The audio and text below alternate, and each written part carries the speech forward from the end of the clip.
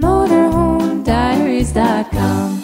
Hi, I'm Paul Kersey, and I'm Director of Labor Policy with the Mackinac Center up in Midland, Michigan.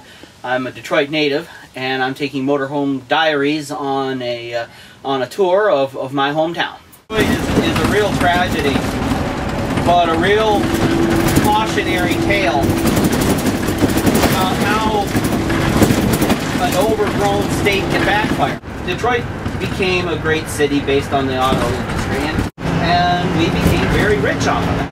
But that was all going on at a time when the city was considered liberal and progressive.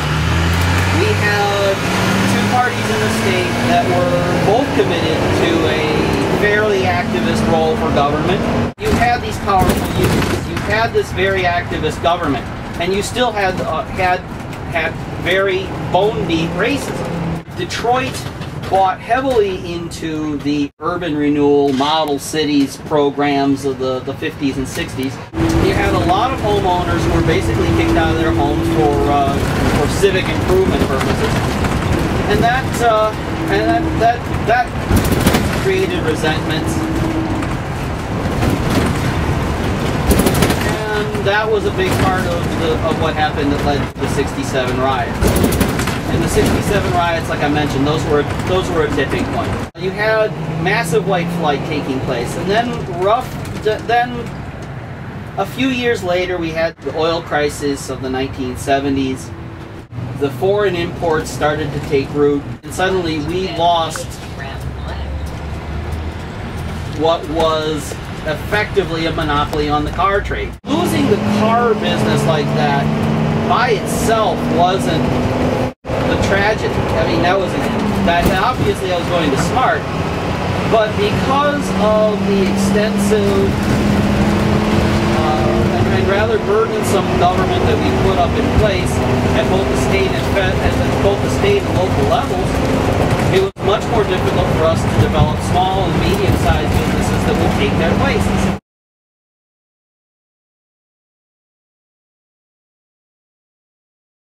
During the 70s and 80s, Detroit put a lot of effort into what you call big bang projects. There was the Renaissance Center's office buildings downtown. There was a people mover, sort of a elevated train that went on a circuit downtown. There was a hockey arena, a couple other things. The problem is that what happened was that all these resources got pushed into these very big, very flashy redevelopment projects, but very little attention was spent on neighborhoods.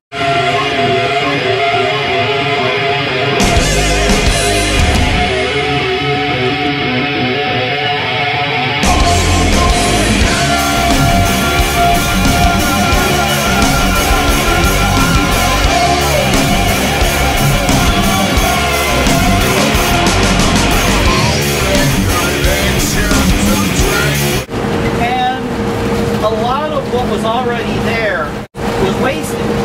Just to give you one example, they built the Renaissance Center. It's a very big sort of combination retail and business office structure downtown.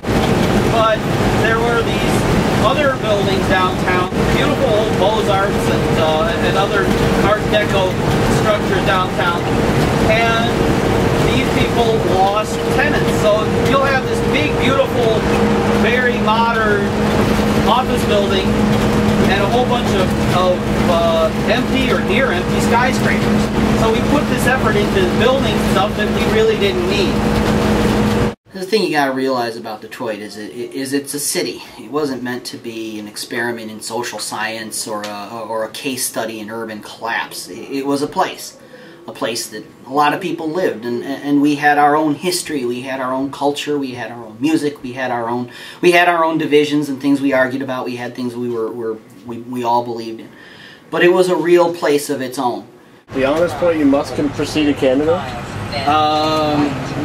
Oh crap! Don't tell me we're gonna do this.